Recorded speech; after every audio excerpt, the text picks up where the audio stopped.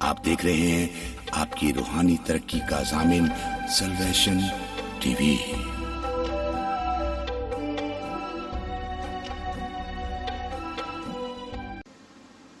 دوسری سلاطین کی کتاب، اس کا 5واں باب، پہلی آیت سے لے کے 15 آیت تک، لیکن ہم صرف 9 آیت سے 15 آیت تک پڑھیں گے۔ آپ گھر میں اس پورے ورد کی تلاوت کریں۔ سو نعمان اپنے گھوڑوں اور رتھوں سمیت آیا اور علیشا کے گھر کے دروازہ پر کھڑا ہوا، اور علیشا نے ایک قاصد کی معرفت کہلا بھیجا، جا اور یردن میں 7 بار غوطہ مار تو تیرا جسم پھر بحال ہو جائے گا اور تو پاک صاف ہوگا۔ پر نعمان ناراض ہو کر چلا گیا اور کہنے لگا، مجھے گمان تھا کہ وہ نکل کر ضرور میرے پاس آئے گا اور کھڑا ہو کر خداوند اپنے خدا سے دعا کرے گا اور اس جگہ کے اوپر اپنا ہاتھ ادھر ادھر ہلا کر کوڑی کو شفا دے گا۔ کیا دمشق کے دریا ابانا اور فرفر اسرائیل کی سب ندیوں سے بڑھ کر نہیں ہیں؟ کیا میں ان میں نہا کر پاک صاف نہیں ہو سکتا؟ سو وہ مڑا اور بڑے قہر میں چلا گیا۔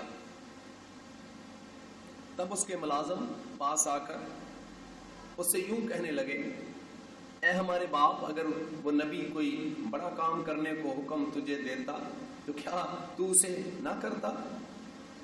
بس جب وہ تجھ سے کہتا ہے نہا لے اور پاک صاف ہو جا تو کتنا زیادہ اسے ماننا چاہیے۔ تب اس نے اتر کر مرد خدا کے کہنے کے مطابق یردن میں 7 غوطے مارے اور اس کا جسم چھوٹے بچے کے جسم کی طرح کی مانند ہو گیا اور وہ پاک صاف ہوا۔ پھر وہ اپنی جلو کے سب لوگوں سمیت مرد خدا کے پاس لوٹا اور اس کے سامنے کھڑا ہوا اور کہنے لگا، دیکھ، اب میں جان لیا ہے کہ اسرائیل کو چھوڑ اور کہیں روئے زمین پر کوئی خدا نہیں، اس لیے اب کرم فرما کر اپنے خادم کا ہدیہ قبول کر۔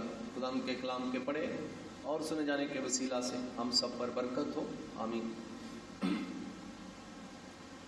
میرے عزیزو، یہ نعمان کوڑی کی کہانی جب ہم چھوٹے بچے تھے اور سنڈے اسکول میں ہم پڑھتے تھے، اس وقت سے ہم یقیناً اس کے بارے میں جانتے ہیں، اور میں ایمان رکھتا ہوں، توقع کرتا ہوں کہ آپ کے گھرانے میں بھی اور آپ نے بھی جب آپ پیدا ہوئے اور سنڈے اسکول میں اس کہانی کو آپ نے ضرور سنا ہوگا، سیکھا ہوگا۔ آج ہم اس کہانی میں 2 کریکٹر ہیں، ہم ان پر غور کریں گے۔ ایک جو میں نے ورد نہیں پڑھا، میں نے بتایا کہ آپ پہلی آیت سے پڑھیں، اسیر لڑکی، اس کے کریکٹر پر غور کریں گے اور نعمان کے کریکٹر پر غور کریں گے، اور پھر ان کا اطلاق، ان کی زندگی سے جو سبق ملتا ہے وہ ہم آج سیکھیں گے اور اسے اپنے ساتھ لے جائیں گے۔ میں ایمان کے ساتھ کہہ سکتا ہوں کہ آپ نے بڑے پیغامات سنے ہوں گے، آپ برسوں سے مسیحی ہوں گے، لیکن اگر آج آپ اپنے ذہن کو کھلا رکھ کر، اپنے ذہن کے اندر سے ہر طرح کا انتشار دور کر کے، اگر آپ سنجیدگی سے خدا کے کلام پر توجہ دیں گے تو یہ کلام آپ کی زندگی کو کیا کر دے گا؟ تبدیل کر دے گا، اور آج کے بعد آپ جہاں کہیں بھی ہوں اب یسوع مسیح کے سچے گواہ بن جائیں گے۔ اس کے لیے آپ کو سیمنری کرنے کی ضرورت نہیں ہے، اس لیے کوئی بڑا پادری صاحب یا بشپ صاحب بننے کی ضرورت نہیں ہے، اس کے لیے کوئی مخصوص مسح ہونے کی ضرورت نہیں ہے۔ بس اس کلام کو قبول کریں اور آپ جہاں نوکری کرتے ہیں، جس سکول میں پڑھتے ہیں، جہاں کہیں آپ کوئی ٹیچر یا کوئی اور عہدہ رکھتے ہیں وہاں آپ یسوع مسیح کے گواہ بن سکتے ہیں۔ آئے ہم کلام مقدس کو ترتیب سے سیکھیں۔ پہلے ہم اس چھوٹی بچی کے کریکٹر پر غور کرتے ہیں۔ بائبل مقدس بیان کرتی ہے، خدا کے کلام میں لکھا ہے کہ اس وقت کی یہ طاقتور سلطنت تھی، آرام کی سلطنت، جو بھی شام کا ملک کہلاتا ہے۔ تو خدا کے کلام میں ہم پڑھتے ہیں کہ آرامی فوج نے اسرائیل کے اندر آ کر وہاں ان کے لوگوں کو اسیر کر کے فوجی لے جاتے تھے، طاقتور تھی یہ سلطنت۔ تو وہاں لکھا ہے ایک چھوٹی لڑکی کو بھی، ینگ لڑکی ہے، اس کو بھی اسیر کر کے لے گئے اور اس کو دمشق کی غلاموں کی منڈی میں اس بچی کو اٹھا کر بیچ دیا ہے۔ اور پھر یہ نعمان کے گھر میں چلی گئی ہے جو آرامی فوج کا سپہ سالار ہے، اور یہ اس کی بیوی کی خدمت کرتی ہے۔ آپ اندازہ کریں کہ اس بچی کا کیا قصور ہوگا، لیکن اگر آپ بائبل مقدس کا مطالعہ کریں تو استثنا 28 باب، وہاں خدا نے بنی اسرائیل کو، اپنے لوگوں کو، یہ لفظ جو میں کہہ رہا ہوں ذرا غور کریں، اپنے لوگوں کو کہا کہ اگر وہ میرے کلام پر جو موسیٰ کی معرفت دیا ہے عمل کریں گے تو برکتیں ملیں گی، اور اگر وہ نافرمانی کریں گے تو پھر لعنتیں ملیں گی۔ اور اس میں یہ ورد پورا پڑھیں گھر میں 28 باب کہ خدا فرماتا ہے کہ اگر تو نافرمانی کرے تو تیری بیویاں کوئی دوسرا لے لے، تو نافرمانی کرے تو تو منگنی کرے اور تیری منگیتر کوئی دوسرا لے لے، تو نافرمانی کرے تو تیری بیٹیاں اور تیرے بیٹے خدا غیر قوموں کو دے دے گا اور تیرے بس میں بھی نہیں ہوگا، تیری آنکھوں کے سامنے لے جائیں گے، تو چھڑا بھی۔ ایک آیت میں پڑھتا ہوں 28 باب کی 32 آیت، تیرے بیٹے اور بیٹیاں دوسری قوم کو دی جائیں گی، یعنی خدا دشمنوں کو کیا دے دے گا؟ اجازت دے دے گا، اور تیری آنکھیں دیکھیں گی اور سارے دن ان کے لیے ترستے ترستے رہ جائیں گی اور تیرا کچھ بس نہیں چلے گا۔ آپ اندازہ کریں کہ آپ کی بیٹی یا بیٹے کو کوئی کڈنیپ کر لے، ایک آپ موجود نہیں ہے وہ اور بات ہے، لیکن آپ کھڑے ہیں، آپ کے سامنے آپ کی کوئی بیٹی، آپ کا بیٹا چھین کر لے جائے اور آپ کے اندر بس نہ ہو کہ آپ چھڑا سکیں، اس باپ یا اس ماں سے پوچھیں کہ اس کے دل پر کیا بیتتی ہے۔ لیکن خدا کے کلام میں لکھا ہے یہ گناہ کس کا ہے؟ والدین کا، قوم کا، کہ خدا نے اپنے لوگوں کو جو بنی اسرائیل قوم تھی ان کو کہا کہ اگر میرے حکموں پر عمل کرو گے تو دشمن تجھ پر غالب نہیں آئے گا، گھر آتے مبارک، باہر جاتے مبارک، کھیتوں میں مبارک، لیکن اگر تم میرے حکموں کی نافرمانی کرو گے تو تمہاری بیویاں کوئی دوسرا لے لے گا، تم منگنی کرو گے تمہاری منگیتر کوئی اور لے لے گا، تمہارے بیٹیاں اور بیٹے دوسری قوموں کو دے دیے جائیں گے۔ تو یہ گناہ کس کا ہوا؟ مجموعی طور پر قوم کا، والدین کا، لوگوں کا۔ اور میں اس طرح سمجھتا ہوں، ہو سکتا ہے کہ آپ میرے ساتھ اتفاق کریں یا نہ کریں، کہ یہ بھی وہ سزا ہے کہ والدین کے سامنے اس ینگ بچی کو آرامی فوجیوں نے پکڑ کر لے گئے، اور وہ کیونکہ طاقتور وہ ملک تھا اس وقت، اور ان کے ماں باپ اپنی بچی کو چھڑا نہ سکے۔ اس بچی کے ساتھ جو ہوا، اس کا باپ تو اس کو نہیں چھڑا سکتا تھا۔ یہ ابھی کس خدا کی تعریف کر رہی ہے؟ یہ کہہ رہی ہے کہ میرا آقا اسرائیل کے نبی کے پاس ہوتا، یہ کوری نہ ہوتا. یہ اس خدا کے بارے میں بات کر رہی ہے جس خدا نے اس کی کوئی مدد نہیں کی. اسے فوجی اٹھا کر لے گئے اور خدا خاموش رہا جو طاقتور خدا ہے. انہوں نے اسے بیچ دیا. اسرائیل کے خدا نے کچھ نہیں کیا. اور یہ حیرانگی ہے، یہ ابھی بھی اس خدا کی گواہی دے رہی ہے، جس کا مطلب یہ ہے کہ اس کو اپنے خدا سے، یہ اسرائیلی لڑکی ہے، اسے اپنے خدا سے کوئی شکوہ نہیں. اتنا کچھ ہو جانے کے باوجود بھی میں سمجھتا ہوں کہ وہ خدا کے بندہ پالوس کی اس آیت پر ایمان رکھتی ہے، اور ہم کو معلوم ہے کہ سب چیزیں مل کر خدا سے محبت رکھنے والوں کے لیے بھلائی پیدا کرتی ہیں. تو آئے ہم دو باتوں سے سبق سیکھیں. میں کوشش کروں گا کہ ہم سبق کی طرف آئیں، فیکٹ اور اس سے لیسن. پہلی بات کہ اگر آج آپ سوچتے ہیں کہ جی ہماری قوم کی عزت نہیں ہے، اس کی عزت نہیں ہے، اور سیاسی لوگ لوگوں کو بھڑکاتے ہیں کہ بھائی عزت نہیں ہے اس ملک میں ہماری، اور ایسا کرو ویسا کرو، احتجاج کرو. میں خدا را مجھے ہو سکتا ہے کہ سیاسی لوگ معاف نہ کریں اور مذہبی بھی، میں اس سے اتفاق نہیں رکھتا ہوں. مجھے پاکستان سے کوئی شکوہ نہیں ہے، میں یہیں پیدا ہوا ہوں. میں اس بات کو تسلیم کرتا ہوں کہ یہ مجموعی مسیحی قوم کے گناہوں کی وجہ ہے جو یہ دکھ اٹھا رہے ہیں. اگر یہ ان کو عزت نہیں مل رہی تو یہ ان کے گناہوں کی وجہ ہے، ان کے باپ دادا کے گناہوں کی وجہ ہے، ان کے ماں باپ کے گناہوں کی وجہ ہے. اس میں دوسری قوم اور ملک کی وجہ نہیں ہے، کیونکہ خدا خود اجازت دے دیتا ہے. تو ہمیں مجموعی طور پر معافی مانگنے کی ضرورت ہے. نہمیہ جب خدا کے پاس آتا ہے تو وہ کہتا ہے کہ اے خدا میرے باپ دادا کے گناہوں کو معاف فرما، میری قوم کے گناہوں کو معاف فرما، میرے گناہوں کو معاف فرما.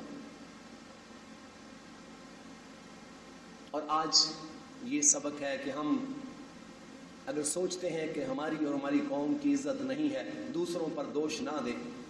ہم اپنے باپ دادا، اپنی قوم کے گناہوں کی خدا کے حضور کیا کریں؟ معافی مانگیں. خدا آپ پر مہربان ہو جائے گا. کوئی طاقتور شخص بھی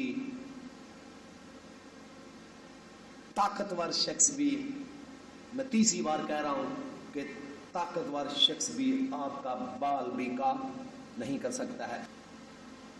خدا کے حضور سچے دل سے معافی مانگے تو تب بحالی ہے، ورنہ احتجاج کرنے سے، گورنمنٹ کے خلاف کام کرنے سے کوئی فائدہ، عزت نہیں ملے گی. یہ میرا تجربہ ہے، میرا مشاہدہ ہے. اگر کوئی مذہبی رہنما یا سیاسی رہنما میرے ساتھ اتفاق نہ کرے تو میں معافی چاہتا ہوں. لیکن میرا تجربہ، میرا مشاہدہ اور بائبل مقدس کی سچائی بتاتی ہے کہ بنی اسرائیل کے لوگوں کی یہ حالت جو خدا کہتا ہے میری نافرمانی کرو گے، تمہاری بیویاں دوسرے لے لیں گے، تم منگنی کرو گے، تمہاری منگیتر کوئی دوسرا لے لے گا، اور تمہاری بیٹیاں اور بیٹے دوسری قوم کو دے دیے جائیں گے. اور اس لڑکی پر بھی ایسا ہی ہے. یہ مجموعی بنی اسرائیل کے قوم کے گناہوں کا نتیجہ ہے. اور آج میرے اور آپ کے لیے ہے کہ خدا را اب 24 گھنٹے یہ کہنے کی بجائے کہ پاکستان ٹھیک نہیں ہے، یہ کہنے کی بجائے کہ اکثریت جو قوم ہے وہ ہمارے ساتھ ظلم کرتی ہے، میں دوسروں کی بات نہیں کر رہا، میں اس کے ساتھ اتفاق نہیں کرتا.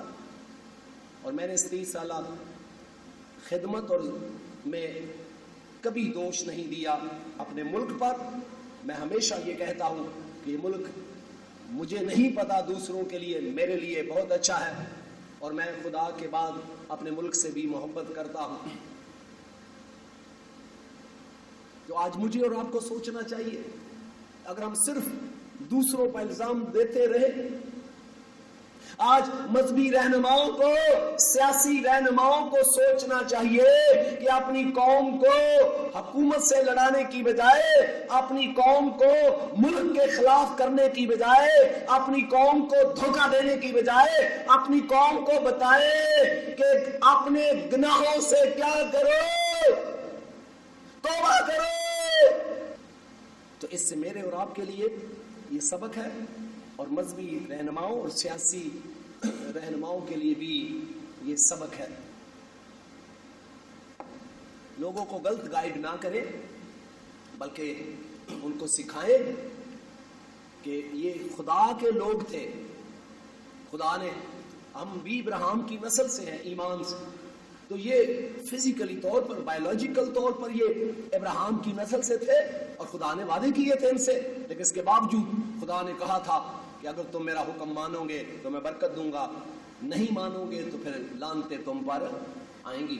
اور انہی لعنتوں کا یہ سبب تھا کہ تمہاری بیویاں کوئی دوسرا لے لے, بیٹیاں اور بیٹے کوئی دوسرا لے لے. تو آئے آج ہم یہ سیکھیں, دوسروں پر دوش دینے سے پہلے اپنے گناہ کو مانیں. باحثیت خاندان اپنے باپ دادا کے گناہوں کا اور اپنی قوم کے گناہوں کا کیا کریں, اقرار کریں. دوسرا سبق اس خوبصورت بچی سے ملتا ہے. یہ کتنا حوصلہ ہے اس کا, اس کے ساتھ بڑی زیادتی ہوئی ہے. گھر والوں کے سامنے اٹھا کر لے گئے ہیں. اسے اپنی بہن یاد آتی ہوگی, بھائی ہوں گے, بھائی یاد آتے ہوں گے, باپ یاد آتا ہوگا, اور پھر وہ تو بیچارے چھڑا نہیں سکے. پھر اسرائیل کے خدا پر غصہ آنا چاہیے. اسرائیل کے خدا جو کائنات کا مالک ہے اس پر غصہ آنا چاہیے تھا کہ اس نے کیوں نہیں بچایا, اس نے مداخلت کیوں نہیں کی. آپ کو یاد آیا ہوگا کہ کسی اور کو بھی اٹھا کر لے گئے تھے. کون تھا وہ؟ یوسف. غلاموں کی منڈی میں چلا گیا, خدا نے وہاں بھی کوئی مداخلت نہیں کی, لیکن اس کے ساتھ ساتھ رہا. اور میں سمجھتا ہوں خدا نے مداخلت نہیں کی, لیکن اس بچی کے ساتھ ساتھ تھا. اسی لیے یہ بچی, یہ نوجوان کیا تھی, مطمئن تھی. کیا ہے بھائی, مطمئن. کیسے آپ کو پتا چلتا ہے مطمئن؟ بھائی کوئی سمجھ لگ رہی ہے تو بتائیں, کیسے پتا چلتا ہے یہ بچی مطمئن ہے؟ یہ بچیاں بتائیں کیسے پتا چلتا ہے جی. یہ اپنے خدا کی وہاں کیا کر رہی ہے, گواہی دے رہی ہے کہ اسرائیل کا خدا کو ٹھیک کرنے کی. اس کا مطلب ہے کہ بچی ساری کاروائیوں کے باوجود بھی اپنے خدا سے کیا ہے, مطمئن ہے. آج اس سے سبق سیکھیں. آج میں نے دیکھا ہے گھروں کے اندر, گھر اپنے ہیں, کھانا اچھا, کپڑے کپڑ کھولے تو نیچے گرتے ہیں, جگہ ہی نہیں ہے. اور ان بچیوں اور ماؤں کے چہرے دیکھیں, ایسے کسی نے بات کی تو کاٹ کھانے کو دل ملتا ہے. اس کا مطلب ہے کہ وہ ماں, وہ باپ, وہ بچی نہ شکری ہے. سب کچھ ہوتے ہوئے بھی نہ شکرے پن نے ان کی یہ حالت بنا دی ہے. اس بچی کے ساتھ تو کیا ہوا ہے, آج بعض عورتیں یہ شکوہ کرتی ہیں کہ ان کا شوہر اچھا سلوک نہیں کرتا, وہ اسیر نہیں ہے. وہ تو شوہر زیادتی کرے تو پاکستان میں اب لا ہے, وہ FIR کٹوا سکتی ہے, آزادی ہے. اس کے باوجود بھی ان کا رونا ختم نہیں ہوتا. اس کا مطلب ہے کہ ان کا دل خدا کے ساتھ صاف نہیں ہے. اور جب آپ کا دل خدا کے ساتھ صاف نہ ہو تو ایسا عورت اور مرد اور بچی یا بچہ مطمئن نہیں ہوتا. جو مطمئن نہیں ہے وہ نہ شکرا ہے, اور وہ گھر میں رہے یا اسیری میں اس کا کوئی بھی فائدہ نہیں ہے. یہ المیہ ہے. آج آپ دیکھیں گھر میں مائیں اکتائی ہوئی ہیں, دماغ کدھر جاتا ہے, کھانا پینا سب آزادی ہے, بچے اکتائے ہوئے ہیں. اپنا گھر ہے, غلامی میں, جیل میں نہیں ہے, اپنے گھر میں ہے. لیکن پتہ نہیں کیا چاہتے ہیں. یہ بھی سیکھیں گے آپ آگے کہ اس کی بھی ریزن کیا ہے کہ سب کچھ ہونے کے باوجود بھی جس انسان کا عورت یا مرد کا رویہ درست نہیں ہے اس کے اندر ایک خامی ہے جو آگے کریکٹر میں دیکھیں گے. لیکن آج میرے اور آپ کے لیے خدا کا کلام ہے, اس بچی سے سیکھو. یہ بچی پروفیسر نہیں ہے, اس نے بائبل مقدس میں اعلیٰ تعلیم حاصل نہیں کی ہے, یہ کوئی کاہن نہیں ہے, یہ بس اس کا تعلق خدا سے درست ہے. یہ جانتی ہے کہ میں اسرائیلی ہوں اور ہمارا خدا زندہ خدا ہے, اور یہ گواہی دیتی ہے اور ایک بت پرست سپہ سالار کو نجات یافتہ بنا دیتی ہے. آج آپ سوچیں کہ ہر آدمی پادری صاحب یا فادر صاحب بننا چاہتا ہے, لیکن روحیں بچانے کے لیے فادر صاحب, ایلڈر صاحب, بشپ صاحب یہ ٹائٹل لگانے کی ضرورت نہیں ہے. اگر آپ کسی کے گھر میں صفائی کرتے ہیں, آپ کا خدا کے ساتھ تعلق درست ہے, تو آپ بھی روحیں بچا سکتے ہیں. اس کے لیے کوئی ڈگری کی ضرورت نہیں ہے. آپ جہاں کہیں کام کرتے ہیں, جہاں کہیں آپ پڑھتے ہیں, جہاں کہیں آپ رہتے ہیں, اگر آپ کا خدا کے ساتھ رشتہ سچا ہے تو آپ یسوع مسیح کی گواہی دے سکتے ہو. اس بچی کی طرف دیکھو, آج کتنے لوگ ہیں جو اس بچی کی طرح یسوع مسیح کے کیا ہیں, گواہ ہیں.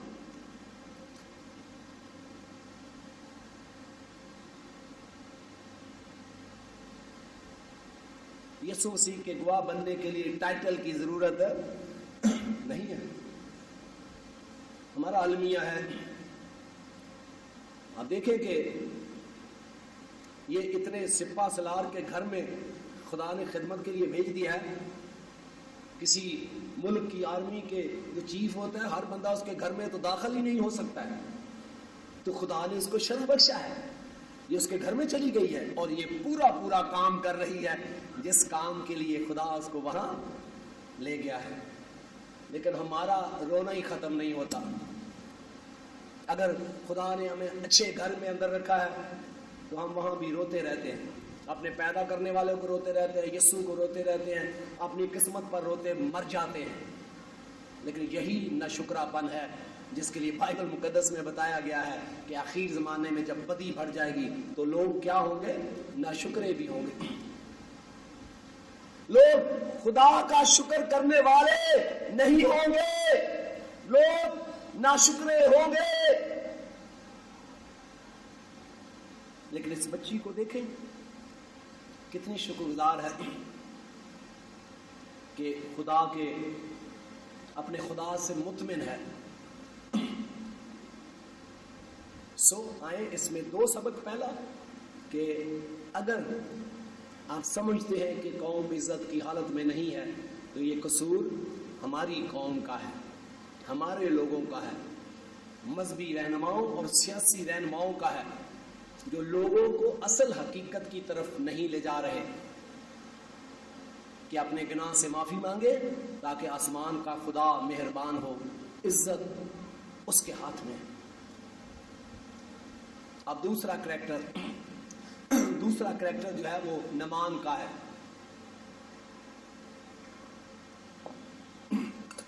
بائبل مقدس میں لکھا ہے کہ نمان خدا کے نبی کے پاس آتا ہے, اور آتا کس طرح ہے. بائبل مقدس میں 11-12 آیت میں لکھا ہے, کیا سوچتا ہے کہ میں جاؤں گا, نبی باہر آئے گا اپنی کوٹری سے نکل کر میرے لیے باہر استقبال کے لیے باہر آ جائے گا, واہ, پھر کھڑا ہو جائے گا. یہ خدا, زندہ خدا کے پاس آ رہا ہے اور ابھی بھی اپنے آپ کو سپہ سالار سمجھ رہا ہے. اس کو سمجھ نہیں آ رہی کہ میں کس کے پاس جا رہا ہوں. نبی باہر آئے گا, کھڑا ہو جائے گا, دعا کرے گا, میرے جسم پر ہاتھ پھیرے گا. اور جب گیا تو نبی نے ایسا کچھ بھی نہیں کیا, باہر ہی نہیں آیا. نوکر کو بھیجا, جا اس کو بول نہا لے جا کے دریائے اردن میں. لکھا وہ قہر سے واپس, غصے سے واپس لوٹ گیا. کیوں واپس لوٹ گیا؟ کیا نبی نے کوئی برا بلا کہا؟ بولے بھائی, برا بلا کہا نہیں. وہ تو علاج کے لیے آیا تھا, نبی نے علاج بتا دیا. یہ کہہ رہا ہے علاج بھی میری مرضی سے کرو. اور یہ کس کی نشانی ہے؟ تکبر کی.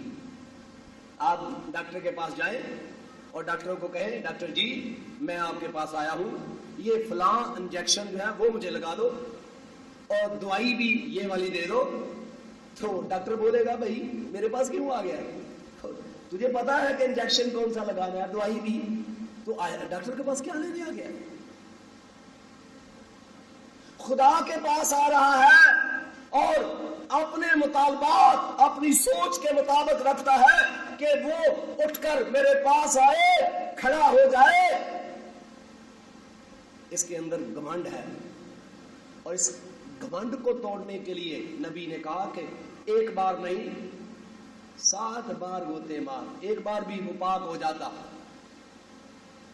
کیونکہ اس کے اندر گھمنڈ تھا, تکبر تھا. بائبل مقدس میں لکھا ہے کہ اس کی وجہ سے جو بادشاہ تھا وہ بڑے آرام میں تھا, کیونکہ اس نے چاروں طرف اپنا دہشت دوسرے ملکوں پر تھی اس کی, اس سپہ سالار کی وجہ سے. تو خدا کا کلام ہمیں یہ سکھاتا ہے, خدا نے دیکھا اس کے اندر اکڑ ہے, خدا نے دیکھا اس کے اندر تکبر ہے, خدا نے دیکھا کہ اس کے اندر غرور ہے, اور اس غرور کو توڑنے کا علاج بتایا کہ جا شفا پانے سے پہلے حلیم ہو جا, 7 بار روتے مار. اور یہ 7 کا عدد کاملیت کا, پکی فرمانبرداری کر, تو کیا ہو جائے گا؟ ٹھیک ہو جائے گا. اور جب اس نے پکی فرمانبرداری کی تو اس کا جس بچے کی طرح ٹھیک ہو گیا اور خدا کے نام کو جلال دینے لگا. اس میں سے آج دوسرا سبق یہ ہے کہ ہم بعض دفعہ نمان کی طرح خدا کے پاس آتے ہیں, اکڑ کر اپنے مطالبات منواتے ہیں, اپنی باتیں اس کے حضور رکھ دیتے ہیں. ہم بھول جاتے ہیں کہ بائبل مقدس کا خدا فرماتا ہے کہ جب تو خداوند کے گھر میں آئے تو اپنا قدم سنجیدگی سے رکھ, کیونکہ خداوندوں کا خدا وہاں کیا ہے؟ موجود ہے. کیا آج بہت سارے لوگ اس وجہ سے نجات نہیں پاتے, شفا نہیں پاتے کہ ان کا رویہ کیسا ہے؟ نمان کی طرح ہے, اکڑ ہے ان کے اندر, غرور ہے, تکبر ہے, اور وہ خاکسار نہیں ہوتے. خدا کے کلام میں اخیب نے اور اس کی بیوی نے خدا کو ستایا, خود بت پرستی کی اور لوگوں سے بت پرستی کروائی. جب خدا نے سزا سنائی تو اخیب ٹاٹ اوڑ کر نیچے بیٹھ گیا. خدا نبی کو کہتا ہے دیکھ اخیب کتنا خاکسار ہو گیا ہے, جا اس کی سزا پوسٹ پون کر دی. تو آپ اندازہ کر سکتے ہیں کہ خدا ایک بدکار شخص کو معاف کرتا ہے کب؟ جب وہ خاکسار ہو. تو ہم اکڑے ہوئے ہیں. بہت دفعہ ہمیں شفا نہ ملنے کا سبب, ہمیں نجات نہ ملنے کا سبب, ہماری مشکلات دور نہ ہونے کا سبب ہماری اکڑ ہے, تکبر ہے, جسے خدا پسند نہیں کرتا. اور جب ہم اکڑ کے ساتھ, تکبر کے ساتھ خداوند کے پاس آتے ہیں تو ہمیں کچھ بھی نہیں ملتا. یہ قہر سے اس لیے بھر گیا, یہ اپنی مرضی سے سب کو چاہتا ہے, خدا ایسا نہیں کرتا ہے. اور جب اس نے خدا کی بات مانی تو خدا نے اس کو شفا دے دی۔ آج میرے اور آپ کے لیے اس میں سبق یہ ہے کہ جب آپ خدا کے پاس آئیں تو فروتنی سے آئیں، حلیمی کے ساتھ آئیں، تکبر کے ساتھ نہ آئیں، کیونکہ اگر آپ تکبر کے ساتھ خدا کے گھر میں آئیں گے تو پھر آپ کا رویہ اس لیے خراب ہو جائے گا کہ خدا آپ کی بات نہیں سنے گا، خدا آپ کی بات نہیں مانے گا۔ آج بہت سارے لوگوں کا رونا، بہت سارے لوگوں کا قہر سے بھر جانا، آج بہت سارے لوگوں کا رویہ جو انتہائی بیڈ ہے، اس کی وجہ ان کے اندر تکبر ہے، وہ کسی کی سنتے نہیں ہیں، وہ اپنی مرضی سے زندگی گزارنا چاہتے ہیں، ان کے اندر فرمانبرداری کی روح نہیں ہے۔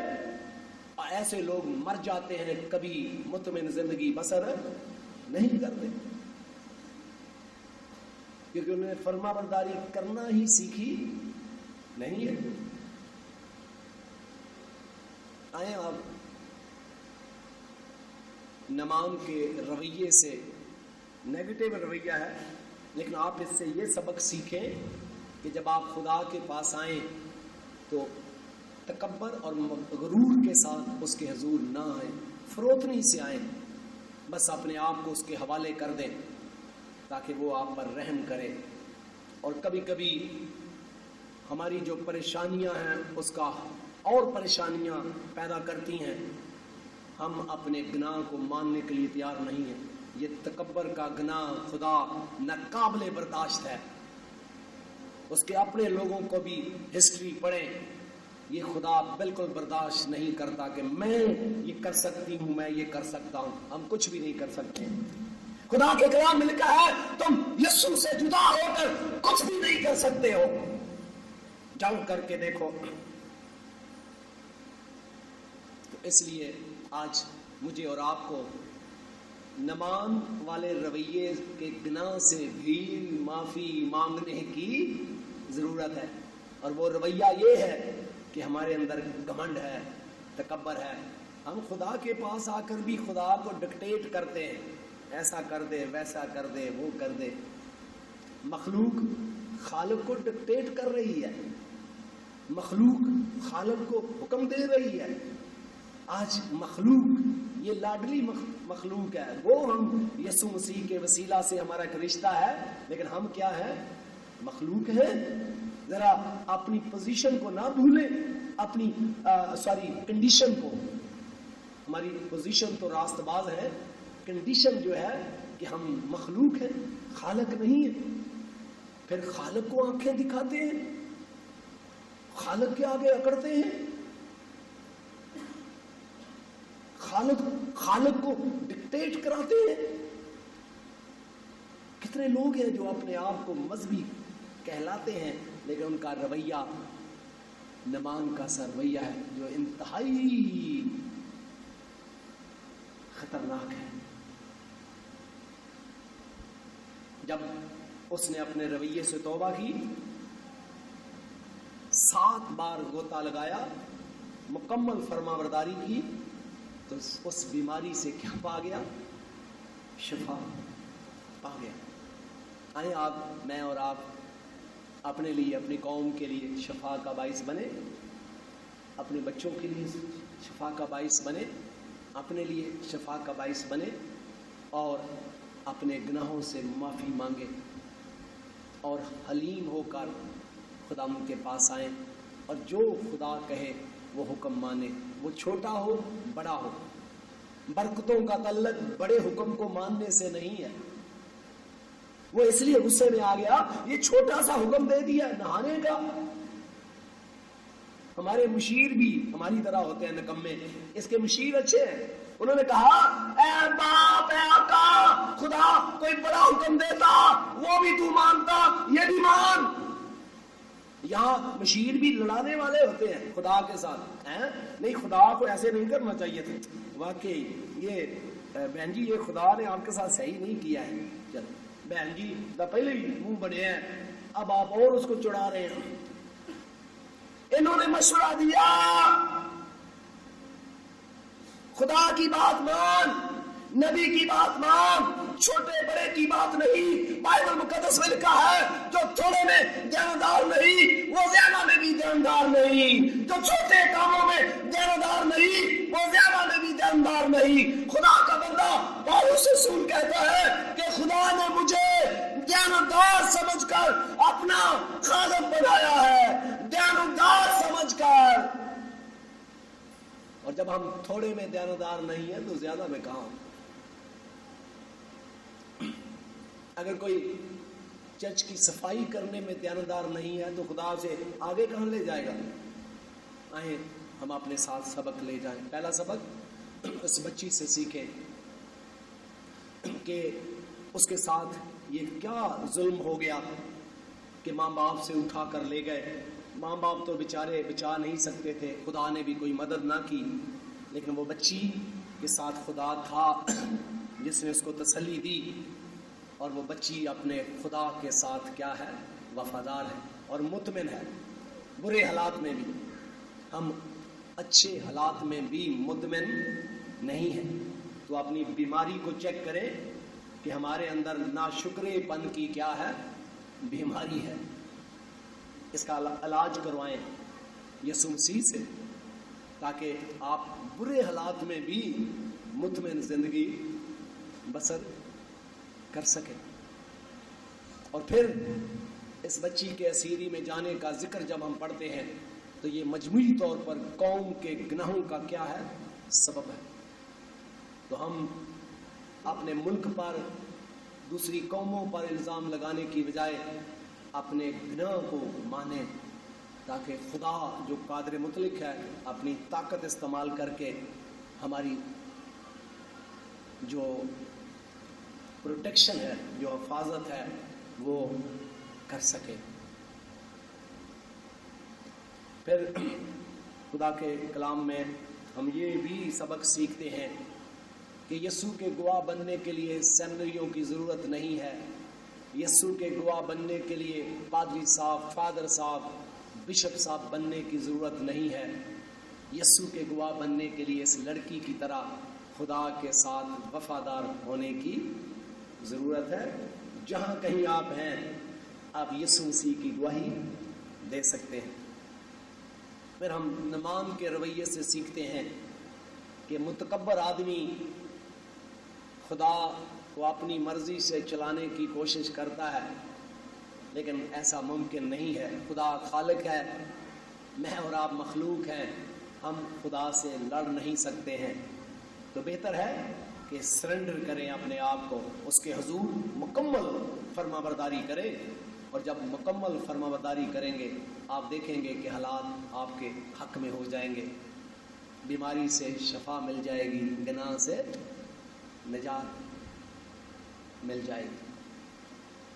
خدا یسوع مسیح مجھے اور آپ سب کو اس کلام کو دل سے قبول کرنے کی توفیق عنایت فرمائے، تاکہ آج کے بعد آپ کا رونا دھونا ختم ہو جائے اور آپ مطمئن زندگی جس حال میں بھی ہو مطمئن زندگی بسر کر سکیں۔ آمین۔ خداوند آپ کو اور آپ کے گھرانے کو اپنے پاک نام کے وسیلہ سے برکت دے۔ آمین۔ آپ دیکھ رہے ہیں سلویشن ٹی وی۔